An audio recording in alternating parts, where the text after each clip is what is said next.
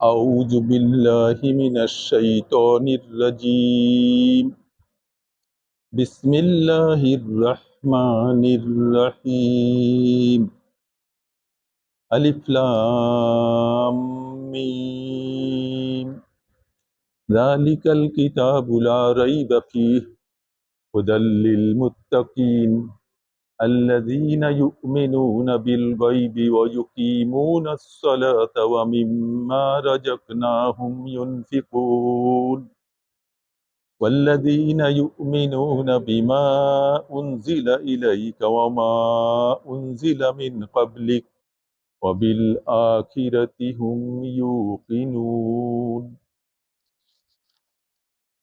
أولئك على هدى من ربهم وأولئك هم المفلحون إن الذين كفروا سواء عليهم أأنذرتهم أم لم تنذرهم لا يؤمنون ختم الله على قلوبهم وعلى سمعهم وعلى أبصارهم غشاوة ولهم عذاب عظيم صدق الله العظيم উপস্থিত আমার প্রাণপ্রিয় দিনী ভাইয়েরা, আসসালামু আলাইকুম ওয়া রাহমাতুল্লাহি ওয়া বারাকাতুহু। আমি সূরা বাকারার প্রথম ৭ আয়াত তেলাওয়াত করেছি। আহ, আমাদের এই সূরাটি কোরআন মজিদের সবচেয়ে বড় সূরা, প্রথম এবং সবচেয়ে বড় সূরা। 40 রুকু এবং 286 আয়াত নিয়ে এই সূরাটি সংকলিত হয়েছে। সূরা বাকারার নাম হচ্ছে, এর নাম তো বাকারা কেন হলো? এই সূরার 67 নম্বর আয়াতে এই বাকারা শব্দটি আছে। বাকারা মানে হচ্ছে গাভী, আর এই শব্দটা দিয়েই এর নামকরণ হয়েছে। সেখানে আল্লাহ বলছেন, ওয়াইদ কালা মূসা লিকাউমিহি, যখন মূসা, স্মরণ করো যখন মূসা তার কওমকে বলল, ইন্নাল্লাহা ইয়া'মুরুকুম, আল্লাহ তোমাদেরকে হুকুম করছেন, আন তাজবাহু বাকারা, তোমরা একটা গাভী জবেহ করো। তখন তার কওম মূসা আলাইহিস সালামকে বলল, ক্বালু আতাত্তাখিজুনা হুজওয়া, তুমি কি আমাদের সঙ্গে ঠাট্টা করছো? মূসা আলাইহিস সালাম বললেন, ক্বালা আউযু বিল্লাহ, আমি আল্লাহর কাছে পানাহ চাই, আন আকুনা মিনাল জাহিলিন, জাহিলদের মতো কথা বলা, অজ্ঞদের মতো কথা বলা থেকে আমি পানাহ চাই। এই সূরার 67 নম্বর আয়াতে এই বাকারা শব্দটিকেই এই সূরার নাম হিসাবে করা হয়েছে। তবে কোরআন মাজিদের অন্যান্য বেশিরভাগ সূরার মতো এই নামটা হচ্ছে সিম্বলিক বা প্রতীকী। এটা নামকরণ যে বা শিরোনাম বা যে নামকরণ করা থাকে, সেই বিষয়বস্তু নিয়ে ভিতরে আলোচনা হয়েছে এমনটা না। এটা মাত্র 2-3টা সূরায় দেখা যায় যে তার বিষয়বস্তু মানে একই রকম, বা খুব বেশিরভাগ সূরার ক্ষেত্রেই এটা দেখা যায় একটা সিম্বলিক নাম আর কি। ওই সূরার কোনো না কোনো জায়গায় ওই কথাটা আছে, আর সেটাকেই তার চিহ্ন হিসেবে নামকরণ করা হয়েছে। এখানেও মানে এখানে বাকারা বা গাভী আলোচ্য বিষয় নয়। প্রত্যেকটা সূরাই দেখা যায় যে বিস্তারিত আলোচনা, বিভিন্ন বিষয়ে আলোচনা থাকে। সুতরাং সবগুলো বিষয়বস্তুকে একত্রিত করে কোনো একটা একক নাম দেওয়া মুশকিল। সে কারণে বেশিরভাগ সূরার নামগুলো আল্লাহর নির্দেশে এভাবেই হয়েছে আর কি। রাসূল সাল্লাল্লাহু আলাইহি ওয়াসাল্লাম এভাবেই নামকরণ করেছে।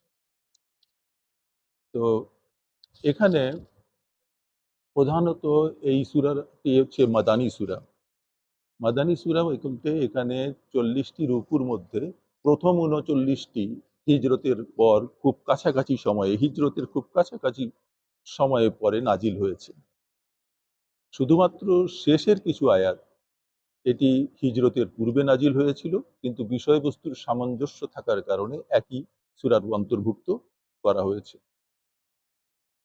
তো এই সূরা তে কয়েকটা বিষয় আসলে মূলত আলোচনা করা হয়েছে। একটা হচ্ছে ইমানদারদেরকে নিয়ে, মুনাফিকদেরকে নিয়ে, এবং বনি ইসরাইল অর্থাৎ মুসা আলাইসাল্লামের কওমের যে অধঃপতন কেন হয়েছে, এই অধঃপতনের চিত্র এখানে বিস্তারিতভাবে তুলে ধরা হয়েছে। যেমন 5 থেকে 14 রুকু পর্যন্ত তাদের বিস্তারিত কাহিনী বলা হয়েছে, মুসা আলাইসাল্লামের কওমের অধঃপতনের কারণগুলো। মক্কায় রাসূল সাল্লাল্লাহু আলাইহি সাল্লাম যাদেরকে দাওয়াত দিচ্ছিলেন তারা ছিল মুশরিক, এবং তাদের কাছে ইসলামের যে বিষয়বস্তুগুলো, বিশেষ করে তাওহীদ, আখিরাত, রিসালাত, ওহী, দোজখ, বেহেশত, ফেরেশতা, এগুলো তাদের কাছে একেবারে নতুন, অপরিচিত ছিল। খুব কম লোকই এই সম্পর্কে কিছু ধারণা রাখত মক্কায়। সে কারণে তাদের কাছে দাওয়াত পেশ করার জন্য ইসলামের ফান্ডামেন্টাল জিনিসগুলো, মৌলিক জিনিসগুলো আগে পেশ করা দরকার ছিল। সে কারণে এই মক্কি সূরায় যে বিষয়বস্তু, সেখানে 3টি বিষয়বস্তু সাধারণত দেখা যায়: তাওহীদ, রিসালাত এবং আখিরাত। এইগুলো নিয়েই মানে মক্কি সূরায় যতগুলো সূরা আছে বেশিরভাগ এটাই আলোচনা হয়েছে। কোথাও দুই একটা ক্ষেত্রে জাকাতের কথা বা ইত্যাদি এসেছে। কিন্তু হিজরতের পর রাসূল সাল্লাল্লাহু আলাইহি সাল্লাম এবং বিভিন্ন জায়গায় ছড়িয়ে ছিটিয়ে যারা ঈমান এনেছিল মুসলমানগণ যখন মদিনায় একত্রিত হলো, এবং একত্রিত হওয়ার পর যখন একটি ইসলামী রাষ্ট্র কায়েম হলো, তখন স্বাভাবিকভাবে এই রাষ্ট্রটা কিভাবে পরিচালিত হবে, এর রাজনীতি কি, এর অর্থনীতি কি, এর সমাজনীতি কি, আইন কানুন কি, যুদ্ধ বিগ্রহ শান্তি, সব কিছুর জন্য একটা দিক নির্দেশনা দরকার ছিল।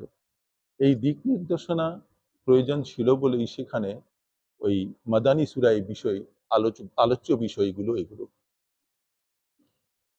এবং ওখানে আরেকটা যেটা বড় চ্যালেঞ্জ ছিল যে মদিনার আশপাশে ইহুদি গোত্ররা বসবাস করত। যখন রাসূল সাল্লাল্লাহু আলাইহি সাল্লাম হিজরত করে এবং তার আহ, সাহাবায়ে কেরামদেরকে নিয়ে হিজরত করে ওখানে গেলেন, তখন স্বাভাবিকভাবেই এই ইহুদি কওম তাদের সঙ্গে নানা রকমের ষড়যন্ত্র শুরু করলো। এই এদের ষড়যন্ত্র মোকাবেলা করার জন্য রাসূল সাল্লাল্লাহু আলাইহি সাল্লাম এবং তার অনুসারীদেরকে কিভাবে তাদের সঙ্গে বিহেভ করতে হবে, তাদেরকে কিভাবে ডিল করতে হবে, এ বিষয়গুলোর হেদায়েত দেয়া হয়েছে। এবং পাশাপাশি ইহুদিদের তাদের যে আহ, অধঃপতনের যে কারণ, তারা যে মুসা আলাহিসাল্লামের অনুসারী হিসাবে দাবি করত, যদিও তারা মুসা আলাহিসাল্লামের যে যে হিদায়াত এসেছিল তাওরাত, সেই তাওরাতকে তারা পুরোপুরি ফলো করতো না, বরং তাওরাতের ভিতরে তারা নানা রকমের সংস্কার সাধন করেছিল। ফলে ওটা আল্লাহর কিতাব হিসাবে অবিকৃত অবস্থায় ছিল না, যদিও তারা এটা দাবি করতো যে তারা কিতাবের অনুসারী বা আহলে কিতাব।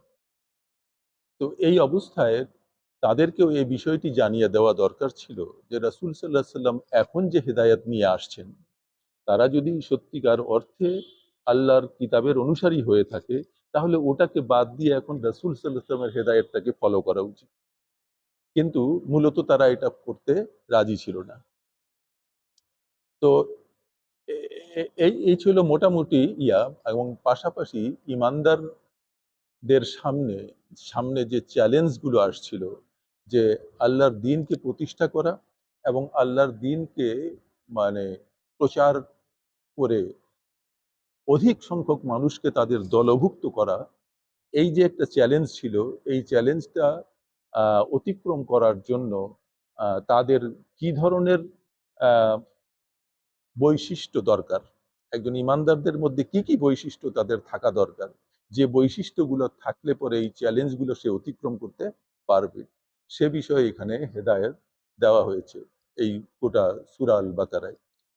আমি যে অংশটুকু তেলাওয়াত করেছি, এখানকার আলোচ্য বিষয় কয়েকটি। একটি হচ্ছে যে আমরা আল্লাহর দেওয়া, আল্লাহর শেখানো পদ্ধতিতে আমরা যে আবেদন করেছিলাম আল্লাহর কাছে, যে আল্লাহ আমাদেরকে সরল সঠিক পথে দেখাও, ইহদিনাস সিরাতুল মুস্তাকিম সিরাতুল লাযিনা আনআমতা আলাইহিম, যারা তোমার পথে গিয়ে কল্যাণ প্রাপ্ত হয়েছে তাদের পথে আমাদেরকে পরিচালিত করো, এবং তাদের পথে নয়, গায়রিল মাগদুবি আলাইহিম ওয়ালাদ-দাল্লিন, তাদের পথে নয় যারা পথভ্রষ্ট।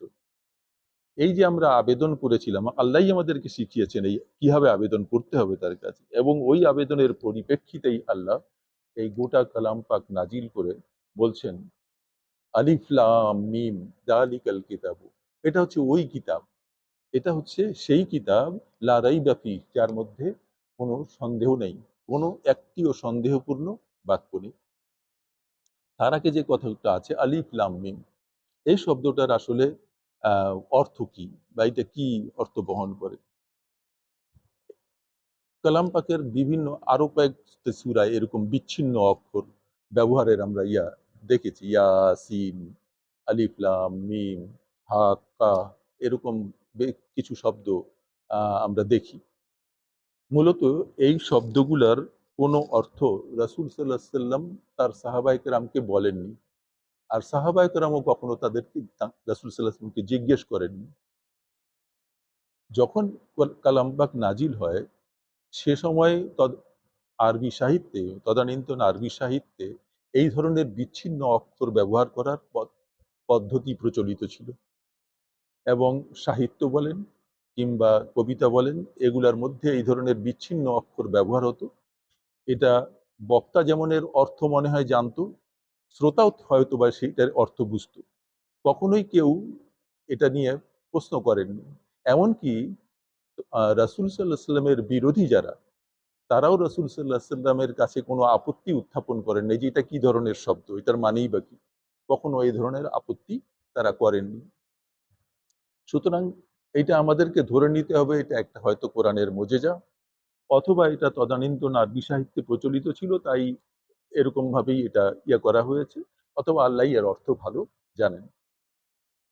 তো আল্লাহ বলছেন এটা হচ্ছে ওই কিতাব যার মধ্যে একটিও সন্দেহপূর্ণ বাক্য নেই, লা রাইবা ফিহ, যার মধ্যে কোনো সন্দেহ নেই, হুদাল্লিল মুত্তাকিন, এবং এটা হচ্ছে মুত্তাকিদের জন্য জীবন ব্যবস্থা, মুত্তাকিদের জন্য হেদায়েত, গাইডেন্স। এখন এই মুত্তাকি শব্দের আসলে অর্থ কি? আমরা তাকওয়া শব্দের অর্থ বিভিন্ন জায়গাতে আছে, ইয়া আইয়ুহাল্লাযীনা আমানু কুতিবা আলাইকুমুস সিয়াম কামা কুতিবা আলাল্লাযীনা মিন ক্বাবলিকুম লাআল্লাকুম তাত্তাকুন, আশা করা যায় তোমরা হেদায়েত পাবে বা তাকওয়ার গুণ তোমাদের মধ্যে তৈরি হবে। আর এখানে বলা হচ্ছে এটা মুত্তাকিদের জন্য জীবন ব্যবস্থা। মুত্তাকি হচ্ছে সেই ব্যক্তি যে তাকওয়া অবলম্বন করে। আর তাকওয়া শব্দের অর্থ হচ্ছে সচেতন হওয়া। সচেতন হওয়া বলতে কিসের ব্যাপারে সচেতন? সচেতন হতে হবে সত্য এবং মিথ্যার ব্যাপারে, সত্য, ন্যায় এবং অন্যায়ের ব্যাপারে সচেতন, হক ও বাতিলের ব্যাপারে সচেতন, হালাল হারামের ব্যাপারে সচেতন। অর্থাৎ সচেতন ব্যক্তির কাজ হচ্ছে সে হালালকে হালাল জানার পর সে গ্রহণ করবে, হারামকে সে নিষিদ্ধ মনে করে সে এটাকে পরিত্যাগ করবে, ন্যায়কে অবলম্বন করবে, অন্যায়কে পরিত্যাগ করবে, হককে প্রতিষ্ঠিত করার চেষ্টা করবে, বাতিলকে দূরীভূত করার চেষ্টা করবে। এই যে এই যে সচেতনতা, আল্লাহর হুকুমে আল্লাহর নির্দেশ পালন, এবং যে সমস্ত নিষিদ্ধ কাজ আল্লাহ নিষেধ করেছেন সেগুলো থেকে দূরে থাকা, এটাই হচ্ছে আসলে সচেতনতা বা তাকুয়া। আর এই তাকুয়া যারা অবলম্বন করে তাদেরকে বলা হচ্ছে মুত্তাকি। আর এখানে প্লুরালিয়াতে মুত্তাকিন, মুত্তাকিদের জন্য জীবন ব্যবস্থা। এরপরে আল্লাহ তাআলা এই মুত্তাকিদের কিছু বৈশিষ্ট্যের কথা এখানে উল্লেখ করেছেন। আল্লাযীনা ইউমিনুনা বিল গায়ব, মুত্তাকি হচ্ছে তারাই যারা গায়বের প্রতি বিশ্বাস স্থাপন করে। গায়ব বলতে আসলে কি বোঝায়? অদৃশ্য। অদৃশ্য মানে আমি যেটা দেখিনি, আমি যেটা দেখিনি সেটা আমাকে বিশ্বাস করতে হবে, আল্লাহ এটা বিশ্বাস করতে বলেছেন। আমি আল্লাহকে দেখিনি, আমি দোজখ বেহেশত দেখিনি, আখিরাত হবে শুনতেছি, কিন্তু আমি আখিরাত কিরকম আমি কল্পনায় আনতে পারছি না। ওহী আল্লাহর কাছ থেকে আসতো রাসূল সাল্লাল্লাহু আলাইহি ওয়াসাল্লাম, আমরা ওহী দেখিনি, এটা রাসূল সাল্লাল্লাহু আলাইহি ওয়াসাল্লাম হয়তো আমরা জানি না। এই যে গায়েবের বিষয়গুলো, এই গায়েবের বিষয়ের প্রতি বিশ্বাস স্থাপন করতে হবে, এক নম্বর শর্ত। দ্বিতীয় বলা হচ্ছে ওয়া ইউকিমুনাস সালাত, এবং তারা সালাত কায়েম করে, সালাত প্রতিষ্ঠিত করে। সালাত কায়েম করা আর সালাত আদায় করা এক জিনিস না। আপনি নামাজ পড়লেন, আপনি নামাজের টাইম হইল, নামাজ পড়লেন, এটি সালাত আদায় করা হলো। আর সালাত কায়েম বলতে যাদের উপর সালাত ফরজ হয়েছে, সালাত মানে আদায় করছে না, তাদেরকে এই পথে নিয়ে আসা, আহ্বান করা, তাদেরকে সালাত আদায় করার ব্যাপারে উদ্বুদ্ধ করা, এই দাওয়াত তাদেরকে দেওয়া। তখন যত সম্মিলিতভাবে মানে ৫ ওয়াক্ত মসজিদে নামাজ পড়ার যে একটা তৈরি হবে, এটাকে বলা হচ্ছে সালাত কায়েম হওয়া বা প্রতিষ্ঠিত হয়ে যাওয়া। তো দ্বিতীয় বৈশিষ্ট্য হচ্ছে যে তারা সালাত কায়েম করবে। ওয়া মিম্মা রাযাকনাহুম ইউনফিকুন, এবং আমরা যে রিজিক তোমাকে দিয়েছি, তাদেরকে যে রিজিক আমরা দিয়েছি সেই রিজিক থেকে তারা ব্যয় করে, আল্লাহর দেওয়া রিজিক থেকে আল্লাহর পথে ব্যয় করে। এটা হচ্ছে তার তৃতীয় বৈশিষ্ট্য একজন মুত্তাকি ব্যক্তির। আহ, ওয়াল্লাযীনা ইউমিনুনা, এবং বিমা উনজিলা, এবং যা তোমার প্রতি আমি নাজিল করেছি তার উপর ঈমান আনে, বিশ্বাস স্থাপন করে। ইলাইকা ওয়ামা উনজিলা মিন কাবলিক, এবং এর পূর্বে যারা যারা যে নবী রসুল এসেছিলেন এবং যাদের প্রতি যে তাদের উপর যে সহিফা নাজিল হয়েছিল, আসমানি কিতাব নাজিল হয়েছিল, সেগুলোকেও বিশ্বাস করে। কিন্তু মানার ব্যাপারে শুধু কোরআনকেই এখন ফলো করে, কারণ শেষ নবীর উপর যে কিতাব এসেছে, এরপরে অন্য কিতাবগুলো এখন আর মানে মানে ফলো করার কোনো সুযোগ নেই। সুযোগ নেই কারণ এটা ফাইনাল গাইডেন্স, ফাইনাল গাইডেন্স, সুতরাং এটাকেই ফলো করতে হবে। ওয়াবিল আখিরাতি হুম ইউকিনুন, এবং তারা আখিরাতের প্রতি দৃঢ় বিশ্বাস রাখে। তাহলে আমাদের কয়টা বৈশিষ্ট্য আমরা দেখলাম, যে মুত্তাকি হচ্ছে তারা, একটা হচ্ছে আল্লাযীনা ইউমিনুনা বিল গায়ব, যারা গায়বের প্রতি বিশ্বাস স্থাপন করে, নামাজ কায়েম করে, এবং আমরা যে আল্লাহ যে রিজিক আমাদেরকে দিয়েছেন সেই রিজিক থেকে ব্যয় করি, এবং রাসূল সাল্লাল্লাহু আলাইহি সাল্লামের উপর যে কিতাব নাজিল হয়েছে আল কোরআন, সেটার প্রতি যেরকম বিশ্বাস স্থাপন করে, পূর্ববর্তী নবীদের উপর যে কিতাব নাজিল হয়েছে সেটার প্রতিও বিশ্বাস স্থাপন করে, এবং আখিরাতের প্রতি তারা দৃঢ় বিশ্বাস রাখে। আল্লাহ বলছেন এই বৈশিষ্ট্যগুলো যার আছে, যে মুত্তাকিদের, তাদের ব্যাপারে আল্লাহ বলছেন উলাইকা আলা হুদাম মির রাব্বিহিম, এরাই হচ্ছে সঠিক পথের যাত্রী, এরাই হচ্ছে সঠিক পথের যাত্রী। ওয়া উলাইকা হুমুল মুফলিহুন, এবং এরাই হচ্ছে সফলকাম। আল্লাহ বলছেন এই মুত্তাকিরাই হচ্ছে সঠিক পথের যাত্রী, এবং শেষ পর্যন্ত এরাই সফলকাম। এরপরে আল্লাহ বিপরীত দিকে যারা নেগেটিভ ইয়ার পোষণ করছে তাদের ব্যাপারে বলছেন ইন্নাল্লাযীনা কাফারু, নিশ্চয়ই যারা অস্বীকার করেছে, নিশ্চয়ই যারা অস্বীকার করেছে বা অস্বীকার করে, সাওয়াউন আলাইহিম, সাওয়াউন means same, all the same, আলাইহিম তাদের জন্য উভয়ই সমান, আনজারতাহুম তাদেরকে সতর্ক করুন, আম লাম অথবা তুনজিরহুম অথবা তাদেরকে সতর্ক নাই করুন, তাদেরকে সতর্ক করেন অথবা নাই করেন, তাদের জন্য উভয়ই সমান, কোনো ফায়দা হবে না, কোনো লাভ হবে না। লা ইউমিনুন, তারা ঈমান আনবে না। খতম আল্লাহ, আল্লাহ বলছেন আমি তাদের সিল মেরে দিয়েছি, মোহর করে দিয়েছি। খতম আল্লাহু আলা কুলুবিহিম, কোথায়? তাদের অন্তঃকরণের উপরে, তাদের হার্টের উপরে, তাদের কলবের উপরে আমি সিল মোহর করে দিয়েছি। ওয়া আলা সামইহিম, এবং তাদের শ্রবণ শক্তির উপরে। ওয়া আলা আবসারিহিম গিশাওয়া, এবং তাদের চোখের সামনে, চোখের উপর পর্দা পড়ে গেছে। অর্থাৎ এই লোকগুলা যাদের অন্তঃকরণে আল্লাহ মোহর মেরে দিয়েছেন, এবং তাদের শ্রবণ শক্তি তারা উপর মোহর মেরে দিয়েছেন, এবং তাদের চোখের উপর পর্দা পড়ে গেছে। ওয়ালাহুম আযাবুন আযীম, এবং তারা কঠিন শাস্তি ভোগ করবে। আল্লাহ, যখন প্রশ্ন আসতে পারে যে আল্লাহ যদি মানে এই খতম করে দিয়েছেন আর হেদায়েত পাবে না, তাহলে এই দায়িত্ব বান্দার উপর পড়বে কেন? এই প্রশ্ন স্বাভাবিকভাবে অনেকে করতে পারে। তা আল্লাহই তো মোহর করে দিয়েছেন, এই জন্য হেদায়েত পাচ্ছে না। আল্লাহ কখন হেদায়েত মানে মোহর করে দিয়েছে? যখন সে বারবার তাকে দাওয়াত দেওয়ার পরেও, এই লোকগুলা হচ্ছে সেই লোক যাদেরকে বারবার দাওয়াত দেওয়ার পরেও সে প্রত্যাখ্যান করেছে।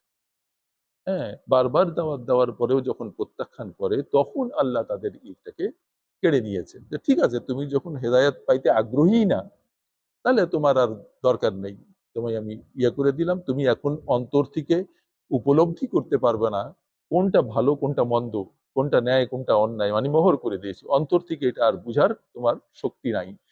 তুমি কান দিয়ে এখন ভালো কথা শুনতে পারবা না, ভালো কথা শুনলেও সেই ভালো কথা তোমার কর্ণকুহরে প্রবেশ করবে না, কারণ আমি শ্রবণ শক্তির উপর মোহর করে দিয়েছি এবং তোমার চোখের সামনে পর্দা পড়ে গেছে।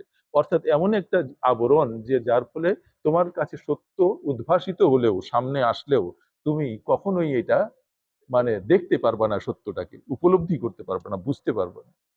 তো এই হচ্ছে আমাদের আজকের আলোচনা, এবং এখানকার জিস্ট বিষয় হলো যে আল্লাহ আমাদেরকে এই কিতাব দিয়েছেন আমাদেরই আবেদনের পরিপ্রেক্ষিতে, আল্লাহর শেখানো যে আবেদন, ওই আবেদনের পরিপ্রেক্ষিতে আল্লাহ আমাদেরকে হেদায়েতের একটা বই দিয়ে দিয়েছেন, গাইডেন্স দিয়েছেন। আমরা যদি এই গাইডেন্স অনুযায়ী তাকে ফলো করি তাহলে আমরা সফল কাম হব। আল্লাহ বলছেন যে তারাই সফল কাম যারা এটা ইয়ে করেছে, ফলো করবে। এবং যারা এবং সেই সমস্ত ব্যক্তি যাদেরকে আমরা দাওয়াত দিচ্ছি কিন্তু প্রত্যাখ্যান করছে, সে যদি বারবার, আমাদেরকে সতর্ক হতে হবে, আমরা যদি বারবার এরকম প্রত্যাখ্যান করি আল্লাহ আমাদেরও এরকম করে দিতে পারেন। সুতরাং আমাদেরকে সাবধান থাকতে হবে যে আমরা যেন এরকম কাজ করি, আল্লাহর হেদায়েত আসার সঙ্গে সঙ্গে সেই জায়গায় যেন আমরা গ্রহণ করি। আদারওয়াইজ আল্লাহ আমাদের উপরও এরকম অ্যানোয়েড হইতে পারে, আমরা জানি না। এই হচ্ছে আমাদের মোটামুটি শিক্ষণীয় বিষয়। আল্লাহ আমাদের সকলকে এই হেদায়েত যা আমরা শিখলাম সেটা ফলো করার তৌফিক দান করুন। ওমা তৌফিক ইল্লা বিল্লাহ। আসসালামু আলাইকুম রহমতুল্লাহ।